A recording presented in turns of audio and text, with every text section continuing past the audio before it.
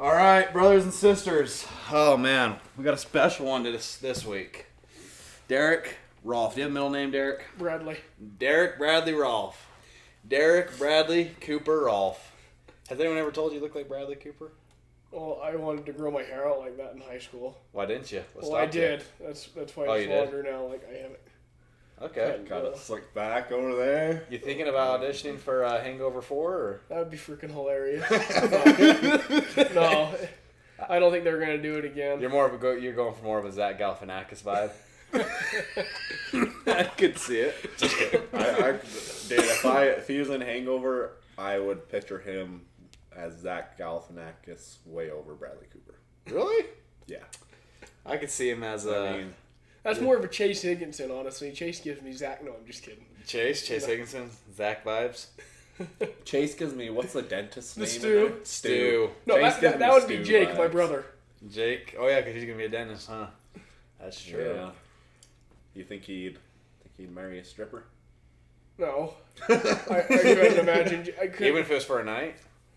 I couldn't imagine Jake doing anything like that just because like he's so rigid with how he is, and I tell that to his face. You know, if he's watching this, you know. You better be watching this. Holy crap. But like he's very just rigid, like, you know, and it's a good thing. You know, we all have our own things. He's really like plans it out, and like I never have like known Jake to be the one that like goes and gets like wild on one night.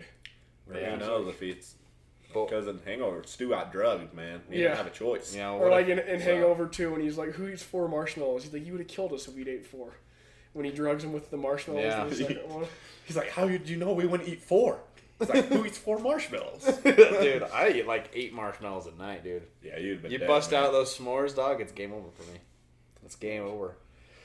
Derek, this is a special episode. You were upon request. Oh, yeah. I was at my wife's family's house on Sunday, and both my father-in-law and brother-in-law both requested you. So you should feel honored because those are 2 great, awesome men. Oh, yeah, that's good. I like Phil and Caleb. So Phil. This is a question from Phil and also from us. Do you think? Well, I'm gonna put my own twist on it. But do you think banks, Banks, are evil? I don't think banks are evil. I mean, the way you got to think about banks within a financial ecosystem is banks are like the heart of a financial ecosystem. You have all the money that kind of flows in. So, you know, you and Cooper, you make your money, you deposit in the bank, then they go and loan it out. Yeah. The underlying issue that we've gotten with banks in the past 20 years is that you've kind of privatized the gains and socialized the losses. Like in 2008, all the banks got greedy. Mm-hmm. They went and started, you know, they turned a good thing, which was called mortgage-backed securities, which was just bonds that were backed by house mortgages. And then instead of, like, you know, just kind of keeping it the same, they went and made things called CDLs, which were just crap. You'd take the worst loans out of the mortgage-backed securities, put them into there. Then when those got back, they took the worst ones out of there and put them in another CDL. And so you just had a lot of really bad loans. Yeah. And they were, like, betting on it. It'd be like you're betting on if Creighton's going to make a free throw. Like, I bet on you to make a free throw. And then Cooper bets on if you're going to make a free throw based on my bet. And then your wife would bet on Cooper's bet. And, like, you just had a giant line of people betting on if something was going to fail or not. And so it kind of blew up. And then you flash forward to now. And the underlying problem with banks now that you have is that after 2008, we started printing tons of money. And we started spending more. So up until 2008, we had printed $1 trillion as a country. Guess how much we've printed since then? How much? $9 trillion. $9 trillion. So since 2008? Since 2008. So we've 9x'd our total monetary supply, like the amount of money that they've put into the economy. And so the issue that you have now is that the past 15 years, they've basically made money free. Like, you know, 3 years ago when COVID hit, even before that, you had basically 0% interest rates. So it's not fiat or whatever they call it, right? Well, it's fiat, but basically what you had is because the way that the Federal Reserve works is that the Federal Reserve will print money, or they'll buy bonds or do different things to finance the government deficit. So when the government goes into a deficit, like they always are, and the Congress spends more than we actually take in, what they do is the Treasury goes and prints a bunch of money, gives it to the Federal Reserve, and then the Federal Reserve goes and buys bonds. So we're basically monetizing our debt, so we're buying it from ourselves. Okay. To go and make it, and the reason they do that is because if they didn't buy it, interest rates would go to 20% because if you increase the total amount of bonds in the market, because that's how they fund the government, you shock the supply out. If you don't change the demand, you're going to have to charge a lot. You're going to have to give a lot higher interest rates in order to keep people buying the bonds. Right. So then the Federal Reserve would go and buy a bunch of the bonds to shock it back in, so that interest rates could remain stable. So basically, the problem is that we've kept artificially low interest rates for 15 years. And then, what do you mean artificially low interest rates? Since 2008, interest rates have been like between 2 to 3%. Yeah. They've artificially kept it low.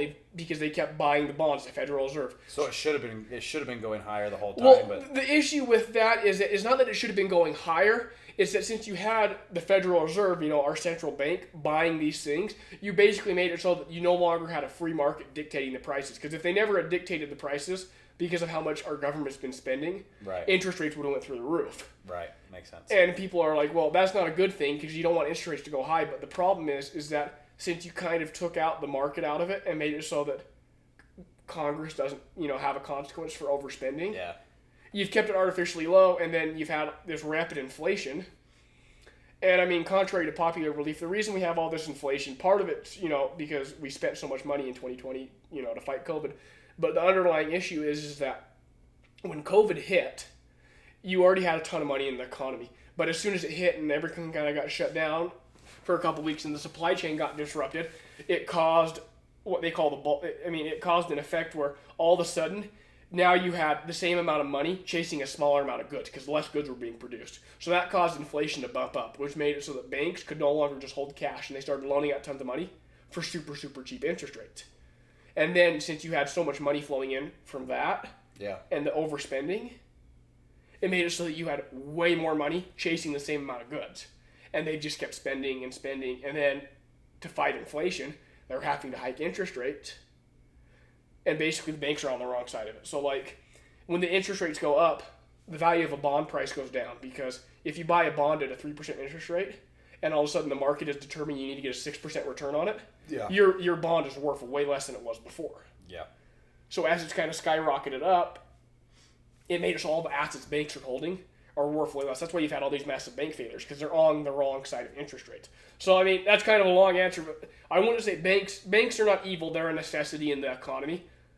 The problem is that we've had almost like, in a sense, like what you'd call crony capitalism, where they kind of bail it out, they artificially control interest rates, and they overstimulate an economy. It's like you look at California, how they have massive wildfires every year because you didn't come in and maintain the forest for the past 70 years because you're had all the hippies who were hugging the trees and we can't cut any of them down. When it's healthy to have a fire every 6-7 years. It's the same for the economy. It's healthy to have a mild recession.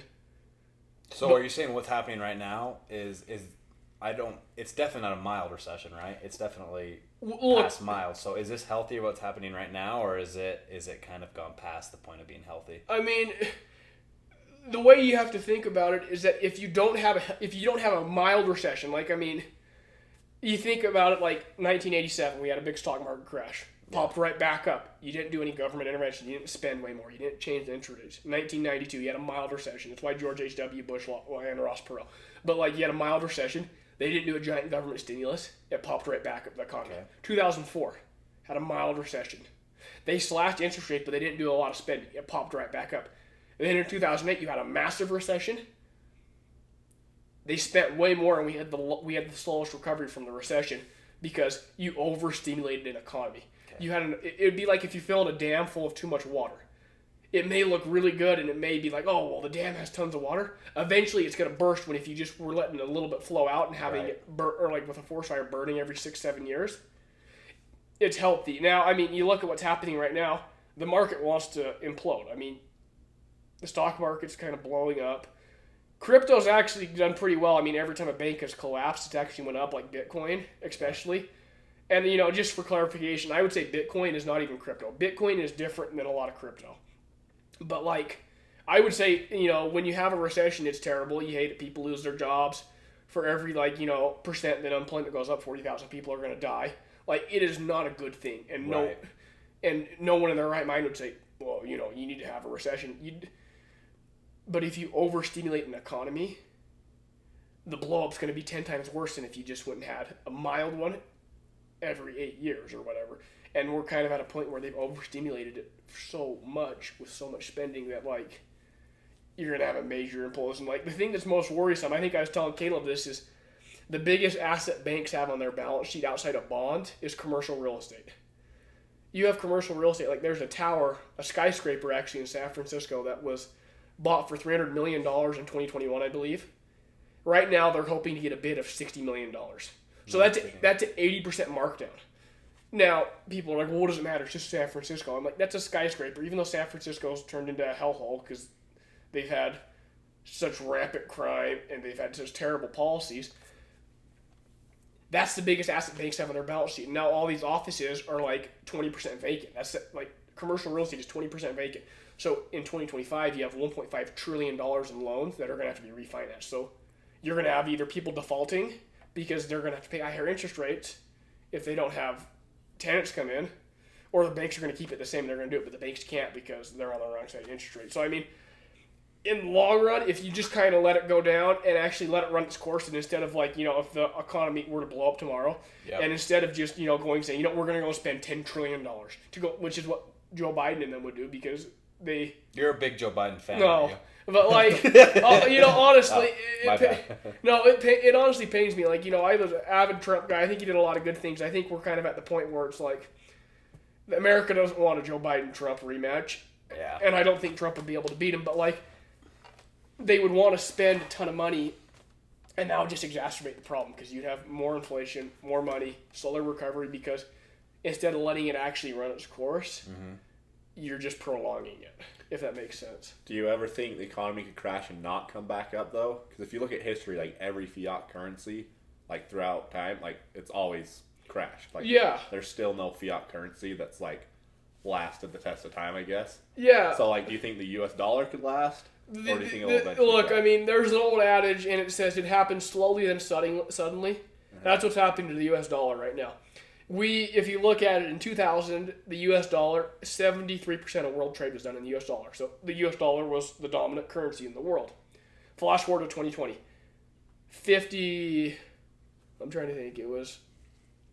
want to say it was 57% of trade was done in the U.S. dollar. So you had a decline, you had what they call the de-dollarization. Then from 2020 to 2021, it went down to like 46. So you saw a rapid decline. The world is going off the U.S. dollar, and the underlying reason is you look at how we reacted with Ukraine. Outside of whatever your thoughts are about that war, or like spending, everyone can have their own opinion. But what we did that was really stupid is that every country in the world has the U.S. dollar in their central banks. They view it as gold because it's been the reserve currency of the world. They viewed it as gold. Well, we didn't even do this in the Cold War. As soon as Russia attacked Ukraine, we decided we're going to go and seize all of Russia's U.S. dollars so they can't spend them. It's like $4 trillion worth of money. And everyone's like, well, that's good. We were trying to bankrupt it. But what we did is we turned our currency, which has been viewed as gold on the world stage, into political football. So now you're seeing countries like Argentina is going off it. The Saudi Arabia doesn't care about appeasing the U.S. They're going off of it. There's a coalition of countries called, it's Brazil, Russia, it's pretty much BRICS, Brazil, Russia, South Africa, China, and India.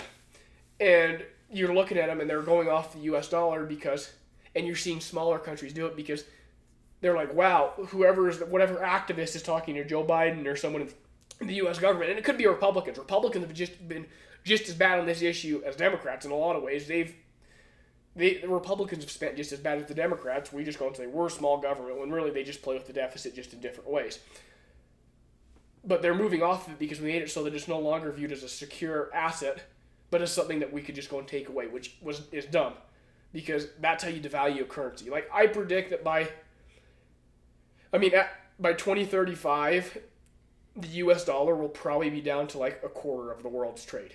And it will mostly be just be in financial markets because it's kind of the lubricant because New York, L.A., San Francisco used to be. We'll see what happens there. But like is going to be the center of the financial markets. But it's no longer going to be what oil's traded in. And that's kind of scary. Right. What do you think the answer is then if countries are going off the U.S. dollar?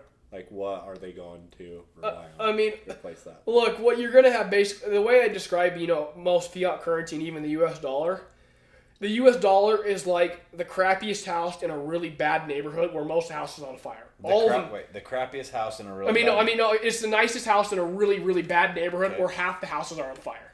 Fiat currency, it's like how democracy is viewed. It's the best form of all the terrible forms of government. Or, of course, we're not a democracy, we're a republic, but that's besides the point. Like, the U.S. dollar has been the best form of all the most terrible forms of monetary systems, like, because it's been fairly stable. You know, you have never had massive inflation until you're seeing it now, or like in the 70s.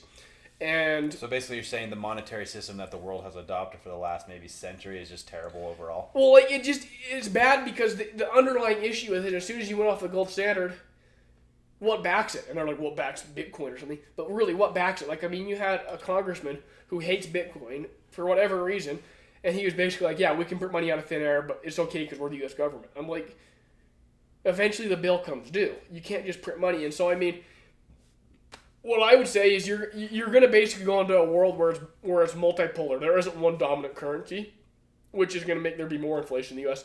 But, I mean, there's kind of two options. The way I always look at it is like, you know, there's pictures. You'll see them on Twitter or something, and you have, like, the line of all the people going to the movie, and it's, like, debt and slavery or something. And then on the other line, it's, like, one person, and it's Bitcoin. And I really feel like that's the truth because Bitcoin is not, like I said, Bitcoin is not crypto. Crypto is infrastructure being built around what Bitcoin has created with the blockchain technology.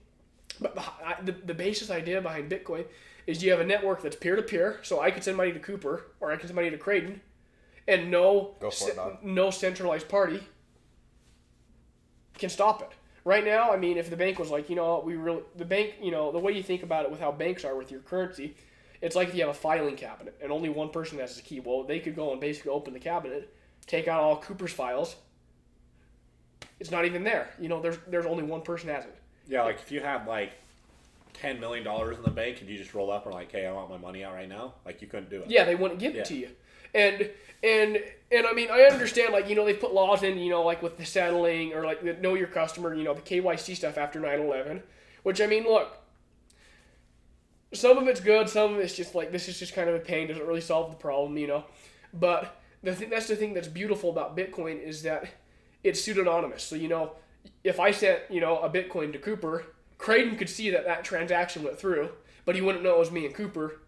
And the person who reviews it could be some random dude in Mexico who's running a computer. It's a peer-to-peer network that is validated by decentralized actors. So there isn't one central party that's like, you know what, we really don't like Cooper, we're going to take all of his money.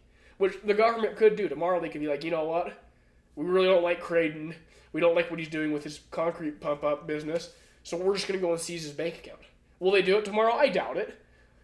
But they could. Or you look at it where, look what happened to Ukraine's dollar. As soon as the Ukrainian war started, their currency became worthless. If the U.S. government went out tomorrow and we lost a war, our currency would be worthless. Bitcoin may lose a lot of value, but it wouldn't be worthless because it doesn't need a centralized party to give it value. It's given value because it's scarce. There's only going to be 21 million of it in existence. And the utility is that you have a true peer-to-peer network that is completely decentralized. Yeah, and banks are already doing that. Like, you look at, like, Kanye West, for example. Mm-hmm. Like, yeah, sure, what he said was probably pretty messed up. But, like, they froze all his bank accounts. Like, it's his money, and he couldn't even get it out. Yeah. Or Andrew Tate, same thing. Like, he's had so many bank accounts frozen. Like, even though it's, like, his money, like, he can't even touch it. Yeah, and you know what? I mean, I would say the same thing. Like, you know, I don't care if you're a Republican or Democrat or anyone. The end goal of what people are doing with how they're trying to make it all centralized and all one power is so that you have all the elites who have all the power, the politicians, all the people in charge, and then normal people on both sides. Like, you know, a lot of these people that are voting for, like, people like ALC, like these super staunch Democrats or something, they don't really care about you. They view you as useful idiots, and they view the right as, like, you know, opposition power. And their end goal is they want total power. That's why, have you guys heard of central bank digital currencies? Like banks trying to come out with these digital... Basically, like, what people are wanting to do... Cryptos. No, so basically what they're doing is the Federal Reserve, they want to do it. Probably won't be able to. It'd be really tough, but you're seeing, like, China does it. And it's like, that's a good example of what not to do. Do the opposite of China. It's pretty much like a social score for your... Well, yeah, but what they do is they basically, all your money, you no longer have cash. You no longer really have even individual banks. The central government, so the Federal Reserve in our case, can print the money, or they can, you know, just make the digital tokens, and they just send it to Cooper, and they're like, okay, here's your money or something, you know what I mean? And then if you are, say Cooper goes to fill up his gas tank, and they're like, oh, Cooper's used too much gas. They control everything about a central bank digital currency. It's all controlled by them. They could be like, you know what, Cooper's used too much gas this week. We're not going to let him fill up his truck. Or they could be like, you know what, Creighton, he bought a gun last week. We're not going to let him buy ammo. Or they could just go say, you know, we're not going to let you buy a gun because they could control the money. That's their end goal. They want to control the money so that they can make it so that no one has any autonomy over what they do. So is crypto the savior or at least the hero against this? I view it as that. I think Bitcoin is. I mean, Bitcoin is truly, it's decentralized. It's a commodity. And then you have other things like Ethereum, I would say, is a commodity because it's not like a company. Ethereum, it's a network. Basically the way to think about it, within crypto, you have what they call layer ones. Bitcoin's a layer one, or Ethereum's a layer one, or Phantom's a layer one. And what that basically is, it's like a foundation of a house, or like someone's frame of their body. You know what I mean? Okay. Or like, you know, as you're building a house, you pour the foundation. That would be like Bitcoin or something. It's there, and your house is there, but you don't have all the features to make it. You know, you don't have water coming into the house, or you don't have a bedroom, or you don't have walls, or different things. So what is the water? What is the walls? And that's what I mean. And so then everything built on top of that is like companies. So like within Ethereum's the foundation. Then within Ethereum, you have things that are like, they're called dApps, decentralized applications. You have something that's like, Uniswap, where you can go and trade your tokens for different things. You know, it's just an application to help facilitate a financial ecosystem built around decentralized economies, like with blockchain technology. Or you have stuff like Render, which I think is really cool, where it's something that can make it so that when you're doing like a job, like, you know, doing augmented reality, virtual reality, or AI, the computer has to use, it's called GPUs in a computer. What? They're called GPUs. It's a part of a GPUs. computer. Okay, it's what they use to make, you know, VR, AI, render these things.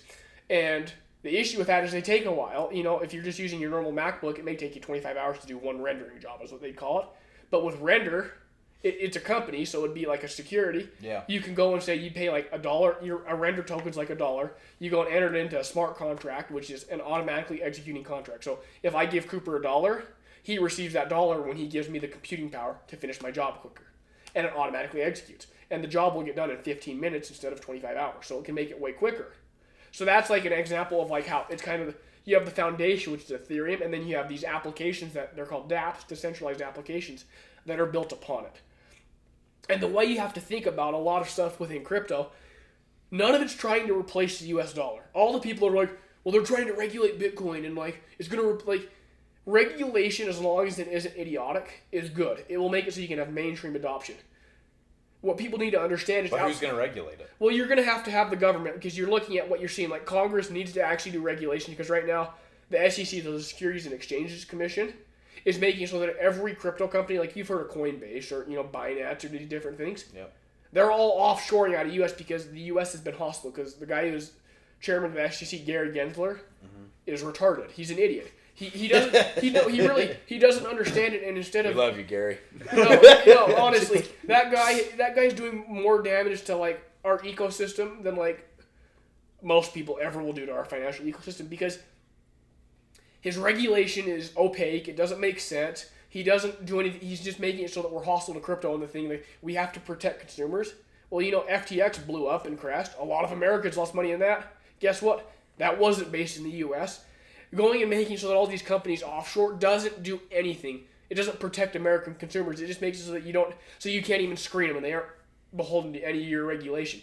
So what you need to have for, you know, blockchain technology is regulation that sets just framework for what company, gives them clarity for how they have to operate, and incentivize them to actually come back in. So make it so you have an environment that works with them and wants to incentivize it, because we have two options. We can incentivize and have all the growth happen in America like we saw on the internet and reap the benefits of it, or we can fight it, and then they're all going to go to places like Dubai or Saudi Arabia or even England or parts in the EU and do it there, and they're going to reap the rewards. Those are the two options, and it's like thinking archaically and not trying to, you know, take advantage of new technology isn't going to work out in the long run. It's going to hurt us. Okay, so how do you put these regulations on cryptocurrency and the blockchain or whatever it may be? I mean, I think the best way you do it is, look, Bitcoin is a commodity. Ethereum is a commodity. You can start there. All the layer ones are commodities. Then you can go and look and say, well, okay, Render, for example. That may be a security because it's a company. You know, I'm not here to go and make a judgment on it. but the thing that makes it tough to regulate, which is why they just need to have some sort of, just like I said, clarity. And I don't know all the answers on it, but they need to put some sort of clarity out there, because you just have. And I guess the thing that makes it tough is stuff like render. The render token isn't like buying ownership in the company of render. It's basically it's what they use for transaction on their network. So it'd be like if at Pump It, you guys, instead of having people pay you in dollars, they went and bought Pump It tokens and use Pump It tokens to pay you on your network. You know what I mean? That is essentially what it is like. They have their render isn't the company. It's the transaction token that they use on their network to fund their smart contracts. And that's kind of what makes it tough, is because it's not like you're buying an ownership in a company. You're not. It's interesting, but they need to start out. They need to define digital assets, so like Bitcoin or something, and then they need to, put just clear guidelines and be like, okay, this is a security, that isn't. That's a commodity, that's a security. They need to define it actually. But who defines it? Like you need to have Congress comprehensively sit down, like you have. But Congress has a bunch of old people that don't understand this stuff. That is part of the issue. But you have people that like are. They've used these people are the people that have gone to the grocery store when they're 10 years old to get. Is that your stomach? No, but no. But these Congress guys are just like. These guys are the guys that went to the store and bought bubble gum for 10 cents. Yeah. Like, they don't, there's no way in hell they comprehend this kind of stuff. That's what I'm saying. There's one guy I really like, actually. There's some I really like. So you got Patrick McHenry. He's a congressman out of North Carolina. He's the chairman of the Financial Services Committee in the House of Representatives. He gets it. He knows that you have to have comprehensive regulation on it. He understands, you need to define Bitcoin as a commodity. You need to do this. He understands it. And you have other people. You have like Brian Donalds. You have Warren Davidson out of Ohio. You have different people. And, in the Senate, you got Mike Lee is awesome. Been awesome with crypto. Really? Really understands it. Ted Cruz really gets it. You got people that understand it. And what you need to do is you need to actually come to the table and you need to bring people that understand it. So one example is Brian Armstrong. He's the CEO of Coinbase. He went and met with Chuck Schumer, and I think he met with Kevin McCarthy about trying to do regulation to go and make it so that they can have clarity. You should be calling in reputable experts. Experts. I'm not saying like just Joe Schmo off of Twitter who has like 80,000 followers and like we're gonna take his advice. You should be calling in experts that are reputable, that actually understand it and get their opinion, and then you should do what Congress was always made to do, where you have open and frank discussions. You don't really have that anymore. It's really kind of sad, Yeah. Everyone just kind of does it party lines, and you're kind of starting to have it develop where Republicans are pro-Bitcoin or blockchain, and Democrats are anti it. Like, you got Elizabeth Warren, as Trump would call her, Pocahontas, because she claims she was Native American when she wasn't. Yeah. Who's like, I'm building an anti-crypto army. That's stupid. You're not addressing the problem. You're not protecting the consumers. You're just perpetuating it. You're kicking the can down the road, and you're making it so that America misses out. You need to come to the table and actually be able to listen and try to be a part of some sort of regulation that protects consumers but gives people room to grow. Or that makes sense, though, because if, like, most Democrats and liberals, like, if they want control, the U.S. dollar's the way to do it. If we go to, like... It's not even the U.S. dollar. It's the central bank digital currency, because at the end of the day, yeah, you can control the dollar, with fiscal and monetary policy, but you can't go and stop someone from spending their cash. They want to move into a cashless society. That's what they really want, and a lot of people that are, like, going for it, they don't understand that it's going to be used against them, too. They don't care about you. It really is truly... You have a lot of people that are useful idiots. What do you call them? Like LeBron James is a great example. He's a useful idiot. Doesn't understand it. They're like just all cheering. Like, look, whether or not you like President Trump, the fact that they indicted him over, the hush money thing, whether or not you like him, that's dangerous. Do we really want to live in a country where the political party in power uses it to silence opposition, whether or not you like him? Because at the end of the day, what happens? You turn into a third world country where presidents don't want to leave office because they're worried about getting prosecuted. That isn't positive. And, I don't like Bill Clinton or Obama or any of them. I disagree with them on policy. But if you just went and arrested Obama just because you're like, well, we don't really like him, so we're going to do these trumped-up charges and go after him, that's fundamentally wrong. It doesn't lead you down a good road. And the end result is that all the people who are not a part of the elite status don't get control. Like, they really do. They want you to own nothing and be somewhat happy. Like, literally, you don't revolt. Like, there's a guy, his name's Klaus Schwab. I think he's Klaus the CEO. Schwab? Klaus Schwab, yeah. Oh, the CEO of Les Schwab? No, he's the guy. He's the CEO. I wish he was only the CEO of that. He's the CEO of BlackRock. It's like they manage like $10 trillion in assets. They're basically buying up all the houses in America.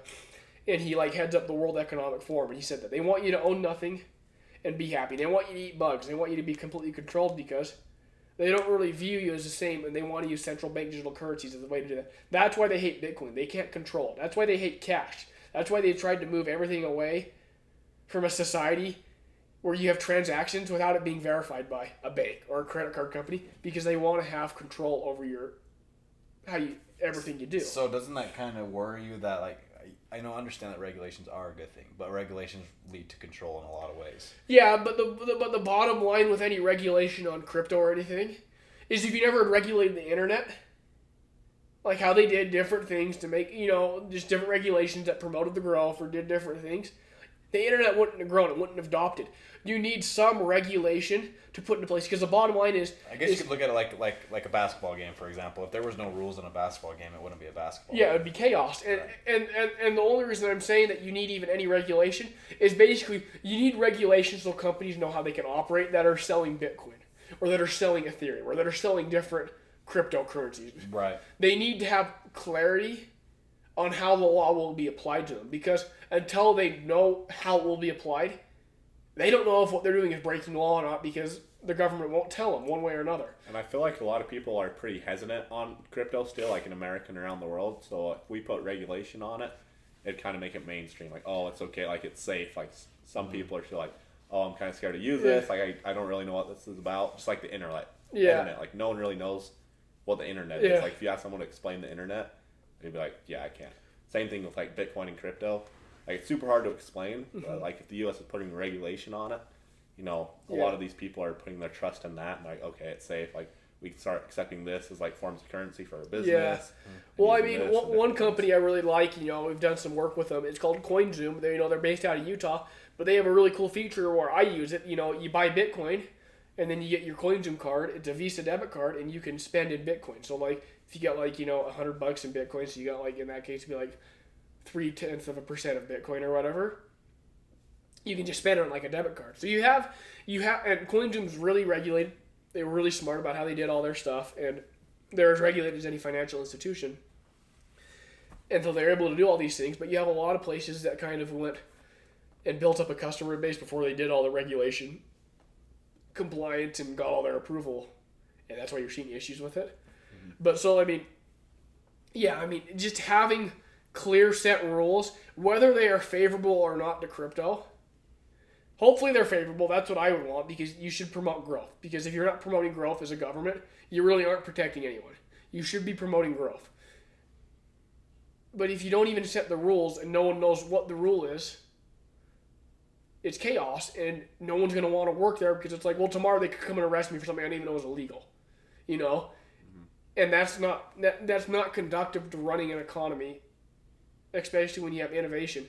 But again, like I said, a lot of these people, they just don't like Bitcoin because they really can't control it. Like, people are like, well, what if they ban it? I'm like, China's banned Bitcoin 13 times. People still use Bitcoin in China. It's because in order to ban Bitcoin, you literally would have to end the internet and destroy every computer in the world. We tried to do that in Afghanistan for 20 years. Didn't work. We tried to do it in like all over the Middle East when we were in war in there. Like, it didn't work. We couldn't destroy the internet. We couldn't destroy their computers. Like, it's impossible. Dude, it's like freaking Ultron. Yeah. From Avengers. Yeah. But like, that's the thing, is like, in order to ban it, you literally would have to destroy it. Yeah, you'd have to destroy the internet and every computer in the world, which isn't feasible. Yeah. So going back to what you were talking about earlier, with like, the government trying to not even just the government, but like government's part of it, but other people trying to regulate these things because they want to have control. Like lots of people talks about this, like called like the Matrix, or like the people behind the curtain or whatever. Do you have like a theory on that? Like who's behind the curtain, or who's pulling the Matrix? In all honesty, pulling the strings. And it really is kind of sad, because a lot of people don't even realize it. I'm not Mr. like, oh, I'm a conspiracy theorist. Like, like you have to wear tinfoil hats. But like, kind of the real truth is, if you look at it, you have the global elites.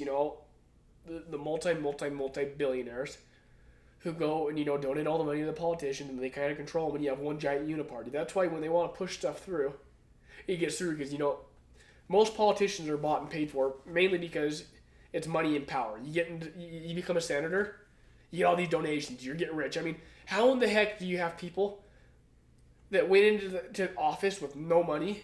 Lifetime politician. And they leave with 200. Look at the Clintons. They were broke when they became president. Or Nancy Pelosi. Nancy Pelosi, and then they'd made a lot of money. I mean, she did a lot of insider trading, I believe. You just how do you end up on the right side of every land deal in California and every stock movement for the past 30 years? Yeah. Now, granted, the Pelosi's at least had a lot of money before they got into office, and they made more. But you have people like the Clintons were dead broke. They're like 100 millionaires. Like the Bidens. I mean, the dude has been a politician for his whole life. How does he have a massive house in South Carolina, a massive beach house in Delaware, all these different houses and money and cars? And he's like, I don't own any stocks. He was saying that when he was running with Obama or something. It's it's all corrupt. They just go in there. It's money and power. They stay in office because, we don't have term limits, and it's just more money and power. And it's a never-ending circle. And I think one of the solutions, you need to have term limits for everyone. A senator should get 2 terms, a congressman should get 6. They should have 12 years in there. If you can't get anything done in 12 years, that's on you. You should be able to get everything you want to get done in 2 terms. But then everyone's like, well, then why don't you expect Republicans to retire? I'm like, well, if we can't just play by our own set of rules and let them run roughshod over us. We can't be sitting here. We're going to play by gentleman rules and let you kind of just do everything and keep all the power. We have to be able to fight back. And then once we get it, set the term limits. That's people talk about mail-in voting, and they're like, we shouldn't do it. I'm like, well, that's a stupid argument because you're playing with one arm tied behind your back. So if you're going to try to, take on the elites and, try to change the system, you have to be willing to get down in the mud and do what it takes to win. No, I'm not saying cheat or violate your principles or anything like that, but you have to play the game by the rules that the other side will set. And win. And again, that's not me saying you should never cheat. You should never. Sounds like that's what you're saying. No, I'm just making the point that if they're going to say, we're going to vote by mail and do it for 30 days. What about vote by female? But if they're going to say, we're going to vote by mail for 30 days and that's the law, and that is the law, we need to do the same thing. If they're going to say, you know what? So send in fake ballots. Well, honestly, 2020 wasn't stolen. There was a lot of fishy stuff, and you had big tech, and they were putting their thumbs on the scale and do stuff. At the end of the day, Trump blew it. My heck, he lost to a guy who couldn't get out of his basement. I love Trump, voted for him. I thought he did a lot of really, really good things. He completely blew it. Completely. And, just saying, well, it was rigged and we're going to run back and win again. That's a stupid argument. That's like saying, we went and lost a football game, but the refs had it out for us. So we're going to come back and play the same team, but we're not going to change a thing about how we did it. You're asking to lose. Every time you take a loss, you need to take accountability and look at where you can do better. And honestly, the sad thing about Trump is he took all the wrong indications from 2020, and he's doing the same things. You see all the crap he's doing. Whether or not you agree with it or not, I'm not the person you have to convince to vote for you. I'll vote for whoever the Republican nominee is. I believe in it, at least with judges and different things. I'll vote for him. I'm not here to convince, but you have to be able to go into these places and convince people to actually, vote. We kind of got off topic, but you have to be able to convince, the white suburban educated voters. You have to be able to go in and convince them, hey, you know what? I really didn't like you then, but I'll vote for you now. Because the problem is that most people despise him because he's done so much to just piss off the people he needs to win. So who's winning in 2024?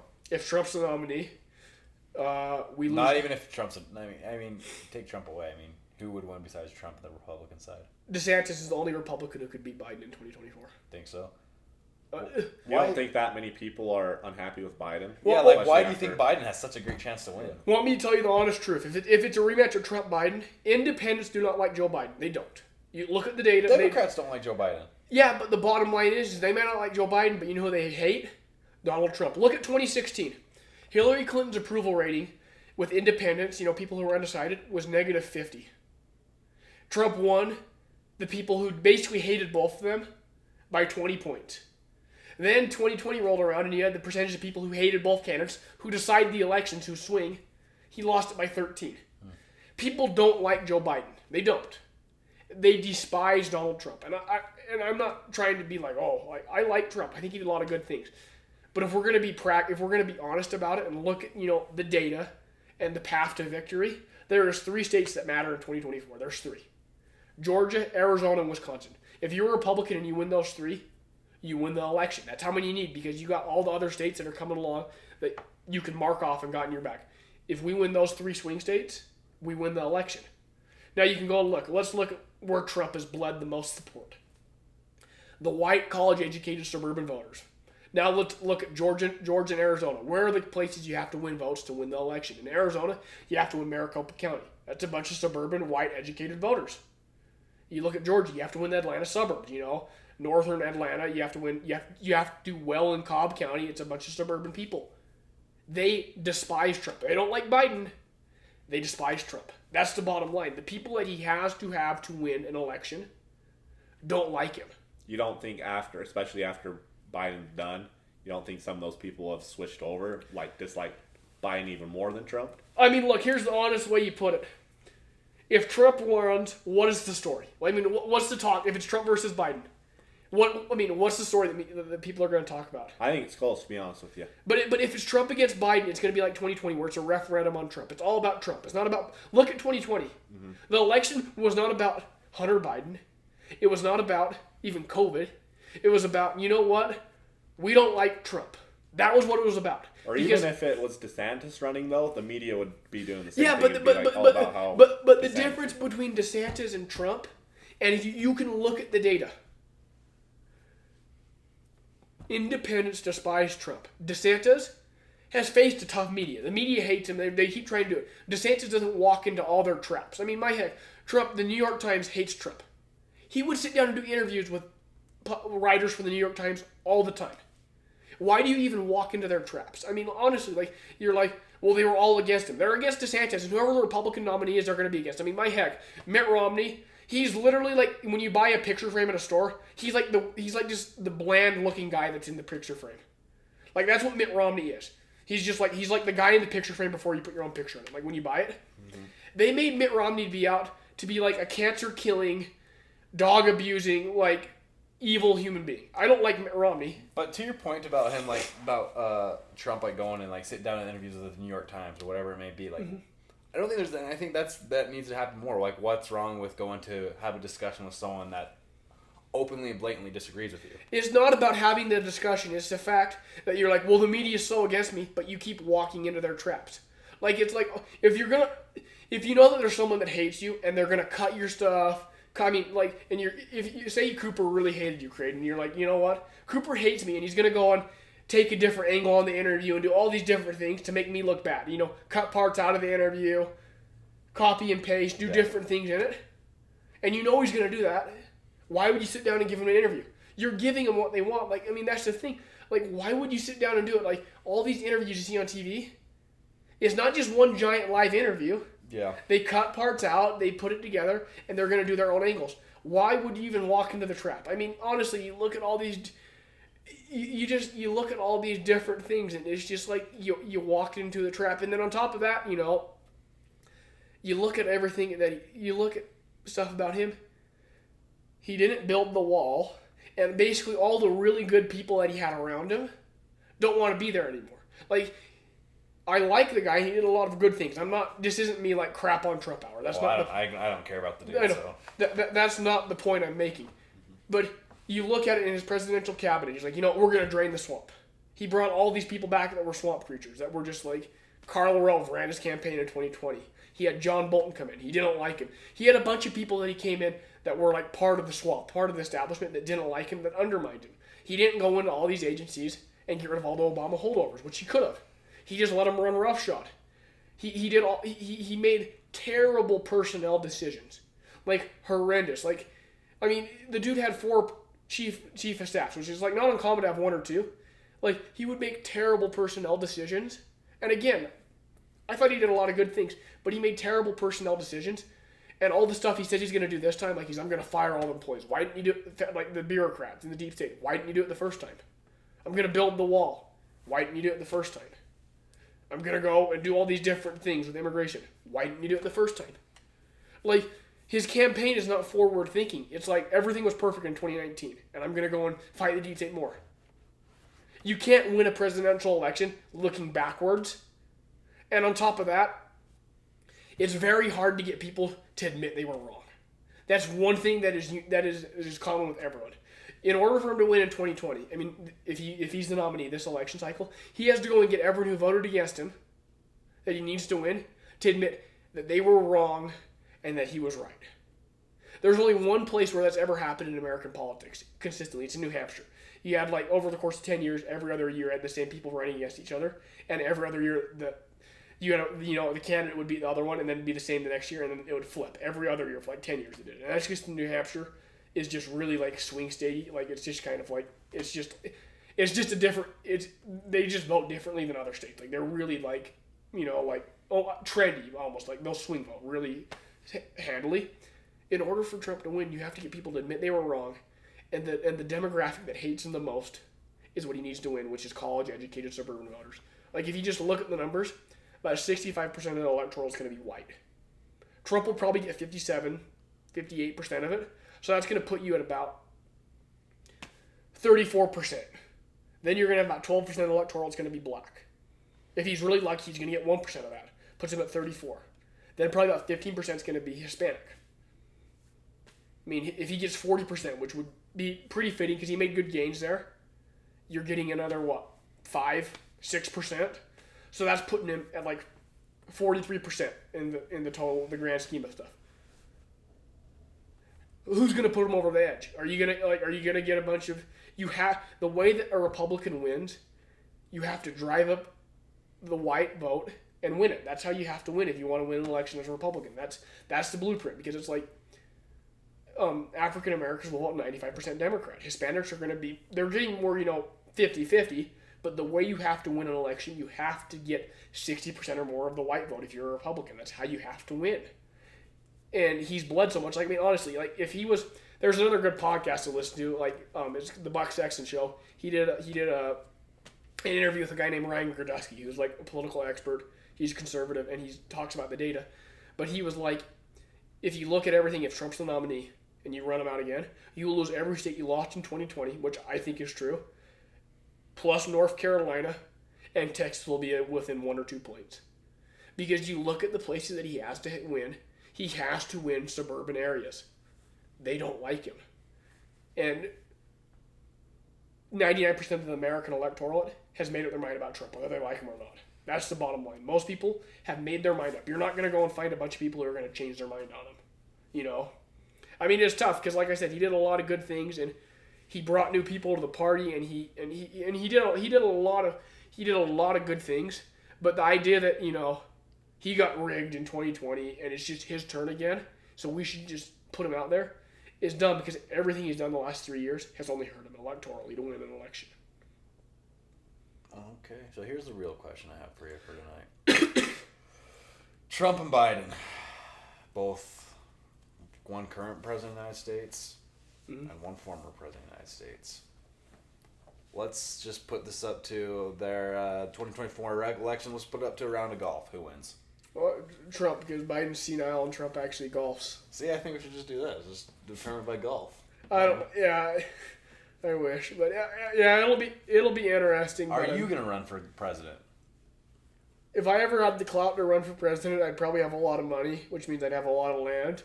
So I probably wouldn't because it's like, why would I want to leave? I mean, if it ever got so bad that I was like, I'm the only person who could come in and fix it, then I'd consider it. Do you consider yourself capable to run a country? Well, I think I could, but the problem is a lot of the solutions you'd have to do to actually fix it, to tackle the debt crisis, to get a lot of these things under control, and to put you back on the path to, normalcy and actually being successful as a country and not having all these issues. They're not electable issues. Like, I mean, saying, we're not going to spend in a massive deficit. Hard to get elected on that. And be like, we're not going to go. And I mean... So, yes, you do consider yourself capable. I think I could, but I mean, but the biggest issue is that if you're going to run a country, you have to be able to have a lot of really serious and smart people around you. Do you consider yourself capable to do that alone without the serious and smart people? I don't think anyone could. It is too massive. One person can't... Do you think Jesus could? Well, yeah, Jesus obviously could. I always just am like we're at the point where it's just like We just need Jesus to come. Like, I mean, that's the only thing that's what I'm saying, dog. That's the only thing that's really going to save us. Because I'm like, we're just in a mess. So when does Jesus come back? That's a great question. I mean, just watch General Conference, go to the temple, pray about it. Yeah. Be ready whenever. I mean. Do you think it's in your lifetime? I mean, I don't know. I think it's in my lifetime. It's hard to think about how it could get much worse, but we were saying that 10 years ago, and here we are. Yeah. So it's like, how much worse does it have to get? That's a great question, because, I mean, I remember like 10 years ago, I'm like, this is like, the world's so evil. And it's like my hell. And like now we got dudes like cutting off their dicks and like, oh, like all this like just crazy stuff. It's like, that's totally normal. Like, if you want to do that, I don't really care. But why should kids ever be subject to have, stuff like that? And it's just like, we almost have like no redeeming quality as a society. We've completely turned our hearts away from God as a society. It's really sad.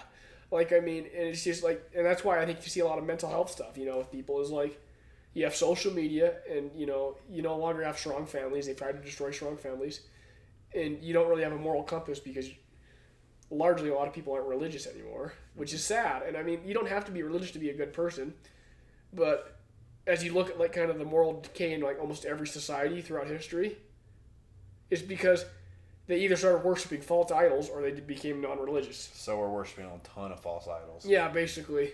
Like a ton of false idols. Like, I won't get into it. Like TikTok. I haven't had TikTok since like 2020. I deleted it like after I graduated high school. I just use it. That's where you find all the UFC fights. TikTok Live, man, because it's TikTok China. Live? They Yeah. don't give a freak about people pirating, so you find like crisp, like people just straight up recording UFC fights. So that's Cooper's false idol is pirated UFC. Hey, that's not my false idol, man. But make sure you use a VPN. Yeah. Sorry, Dana White. ExpressVPN.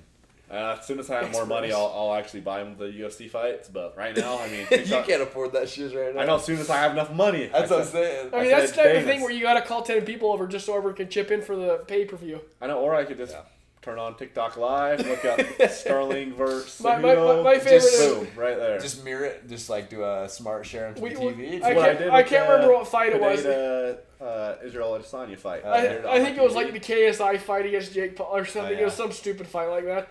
And it was only on like one app and it wasn't like loading. So like Chase was having to find it on Twitch to put it on like his projector. Oh yeah. Because you'd have people put it on and they'd get shut down. And so it's just kind of. I know funny. That's how I watched. I think what game did I watch? It might have been the national championship for football. I cannot remember. What did I watch it on? But yeah, I watched the whole game on Facebook Live. Dude, it was sick. It might have been on my mission.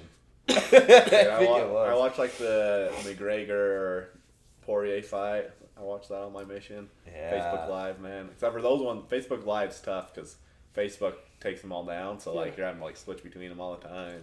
And I was telling Chad that you invited me on your podcast. He's like, oh, I'm for sure gonna have to listen to that one again because he's listened to some of them. Dude, freaking Chad, dude. That dude's the goat. I love that dude. Dude, Chad is so cool. Well, he's a stud. So it's my cousin. He was in Creighton's mission. Okay. And so they knew each other, and like you guys had met before you went out there. Yeah. But like what did we do? We went and did something with Chad. Oh, we went to Tucano's. Yeah, you went to Tucano's. Yeah.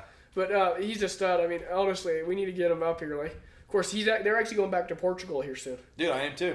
When are you going? October. They're going. So his family and then his wife are going in like a week or so. Oh, really? Yeah, like it's like right over their anniversary because they got married like May 15th of last year. I think it was like a year ago. That's what we're doing, me and Bracken. Oh, that's really cool. Yeah, that's awesome. Yeah. Like the Mediterranean seems super cool. Like I think it's like I want to go to Italy. Yeah. And I mean, this is the last thing. One of the things I'll say, it's about architecture. If you look at like kind of all the structures we've built in the last 40 years, no one's gonna give a crap to go and walk through. I mean, just look at how ugly all of it is. And it's like really before like 1970, we built beautiful structures. Like look at the Empire State Building or like the Chrysler Building or like old Detroit or like old St. Louis before they got destroyed like in the 1940s and 50s. And like the earlier stuff we built, it was beautiful and like it evoked beauty and like people liked it. And then modern architecture's got into it. Dude. And now everyone just builds like blocks and it's like when you build a structure, especially if it's like a government building, like a courthouse or like the town hall or something, like Provo's Town Hall looks ugly. Build something that people are going to want to walk through, like Spanish Fork City Hall. Like, I like the brick. I mean, it isn't like Greco-Roman, but like it's a pretty building. and it's something that it looks it actually evokes like meaning and like. Well, I know. Wanting to go through it. I think like you walk through the streets of like pretty much anywhere in Europe, not anywhere, but most places, and it just feels like the streets are like alive. Like it just feels cool. Yeah. Like it's like the feeling you get from that kind of like you can look at something that was built hundreds of years ago and you're like, who the heck you can't even comprehend someone taking the time to make something like that. Yeah. Well, and it's sad because. We could be doing it. I mean, we could be building all these things and having them beautiful, but like temples, man. But look at temples. That's a great example. Look, temples. They do a great job of taking modern aspects with classical and a lot of and it looks beautiful. A lot of intricate detail. Look. One example is you look at the Provo City Center Temple. Why don't we build church? No, the LDS churches look fine. I mean, they're not like these giant ornate cathedrals. No, you can say they're boring as freak. But they're boring. But I mean, for the most part, they don't look like a freaking old pita like some churches look like now. I'm just making the point. That is true. Like, people are like, why did we quit going to church? It's like, well, look at the churches you built 300 years ago, or even 200, or even 100 years ago. They were these beautiful ornate structures that evoked beauty, and people wanted to like captivate. Like, you look at libraries, like these like big Ivy League schools, or like these big cities that have like these super old libraries, but they're beautiful. You walk in and you have like the stories and like the hall, like, and you want to sit down and freaking read. Well, I mean, yeah, you want to actually go in there and like learn and do stuff. And now you look at how we have our libraries now. You walk in there, there's like some crappy computers, and then like you have just like an abstract flat wall with like glass, and like just not that you have to have not that you have to have hardwood floors, but you have like the crappy industrial carpet. And it's like no wonder kids don't want to go to a library anymore. And it's like, well, we don't need it because we have the internet. It's like, well, you have to give them a reason to want to do it. And like whenever you build something that's by the government or anything, you should build it so that in 200 years people are going to want to walk through it. Dude, that's the thing. People don't understand the importance of art and beauty. Yeah. It's huge. It really is. I mean, honestly, just look at when it all went to shit, when you started doing all this like abstract stuff. I mean, honestly, look at modern art. It's terrible. And then you look at art from guys that did like in the 1600s. Like what Michelangelo did. I mean, they were like carving into marble like veils that like you could almost like see through. Like, that's insane. Why don't we do that anymore? Why are we so consumed with like these stupid things that don't look good, that no one's gonna ever crap about in 5 minutes? Yeah. Have you ever been to the UVU library? They have that huge stainless glass piece. I haven't. It's actually super, super cool. Yeah. It's like the history of the world, and it's super detailed. Like it's I'm gonna guess it's like 20 feet tall, and it's probably it's in it's a circular room. It's stainless glass. Yeah. It is probably super 100 plus feet. Yeah, tall. You think so? Yeah. And why? Yeah, we should be doing that. We should be. I mean, honestly, like the government can't say money is the issue. It's like you already don't care about money. You're gonna spend whatever you want. Like, why not at least make it look beautiful? Like, honestly, if we're gonna go bankrupt, why not at least have beautiful structures? And honestly, I really believe it is because a lot of the the global elites and the people who do it. They don't want you to have, like, they don't want to evoke beauty. They just want it normal. They want you, like, they almost want you depressed. They want you just to be, like, a happy factory worker. You're going to be controlled if you're depressed, though. Well, that's what I mean. Like, they want you just to be, they don't want you to, because, like, when you walk into somewhere like the Senate building, the Capitol, or the White House, or these different, even like a state capitol, you feel powerful. Like you walk in and you have these beautiful dome structures and these buildings with these ornate architecture and like beautiful things. It evokes feeling. It makes you feel like you can do something. You know what I mean? And like you don't feel that when you walk into something. Like when a kid walks into a school. Now I'm not saying you need to build like every elementary or like high school like a Greco-Roman building and spend $300 million or like way more money. Yeah. But instead of building these like these like just ugly looking like. I mean, honestly, like, look at Payson or Spanish Fork High School old ones. Even the new ones aren't looking that great. That doesn't evoke beauty. That's like, wow, like, no wonder, like, kids aren't motivated to actually want to go to school. You should be building something where people want to go in. And, like, and... I agree with you. And then, but it's just tough, but it's like, you should be building things that evoke beauty and evoke feeling. I agree with you. I like that. Okay, Derek. So... Right now, you're going to BYU, right? Yeah. Going to BYU, trading your crypto stuff. Yeah. Working, I think, right? Yeah. Working at the greenhouse. Is that what you're doing? Yep. What's the future look like for Derek? I mean, honestly, what's the goal? I want to get do venture capital or private equity. And so it's been really awesome, be able to work with Andina Ventures, so, with Ron, and get, kind of be a part of that team and, be able to invest in, but I really like it. I really like, investing in blockchain or, software as a service companies or even payment solutions. And so, the future, at least, is what I look at is you got to, set yourself up that you can have success down the line. Like, you guys are starting a business, The way I look at it is once I graduate college, I want to go and either, keep doing stuff with Andina would be phenomenal. That would be, ideal. But if we're not big enough, then, keep getting experience, go and work at a place like a CoinZoom or like a venture capital-backed company and learn how they really operate, and then take that experience to pivot into, either to Andina and be a part of that because I love that team and I think we got a lot of great things going, and I think we're gonna have a lot of success, or just go to any number of different, firms that you can add value, and then, once you cash out or something, I just want to build a ranch and just kind of be left alone, get a bunch of land and just. Could I come visit you, man? Of course. Honestly, it's like what I said, if you don't know the garage code, don't even bother knocking. Like, my buddies will know it because it's like I've just given up on humanity. Actually, I shouldn't say that. It's okay to get discouraged with humanity, but you never can give up, especially on America. Yeah. But it's okay to get discouraged, but you never give up. But yeah, that's just kind of the plan is, just to keep building, get experience, and put yourself in a position where you can have success and ultimately work for yourself, because if you're working to make someone else money, you're never, slave. Yeah, you're the best advice, my Uncle Nick told me this, and he, he's a dentist and he owns his own practice and they've done very well and they've had a lot of success. It's Chad's dad. He always just told me, and this is true, be your own boss. Yeah. You're going to make more money. You should, unless you're okay just doing that and just being average, or, you should strive to be the boss, an executive at a company, or be your own boss, or else you're going to spend the rest of your life, like you said, just at the behest of someone else. You're not going to be able to have autonomy over what you do every day. Right. But, well, Derek, we've reached our hour. Yeah. In one sentence, one single strong sentence, what is your message? What do you live by? And what do you want people to know about you? Just think about it. This is how I think about things. When it takes something so little to become great, or to be, like I would always just say, in everything you do, be legendary. Like, whatever you do, be legendary. Be the best. Grind. Fight to be the best. Be legendary. Be the guy that people talk about in 10 years, So that's what you're striving to I would just say, yeah, not because I care about what, not because everyone is just like, oh, Derek's like the model example. It's just because I don't even care if you talk about me. But we have a bunch of people in our society who are beta males who just go in, punch in, clock out, go and drink their soy milk, and drive their Subaru around. Like, honestly, that's what we have as a society. Yeah. The people that are ass kickers and want to win are going to win. You have to be willing to do it. It takes something so little extra. So I just say do it. Be legendary in everything you do. Love it. So that in a sentence would be create a future that you and your offspring are proud of. Yeah. Just nice. Yeah, that's what I would say. And wear pump cover. For sure.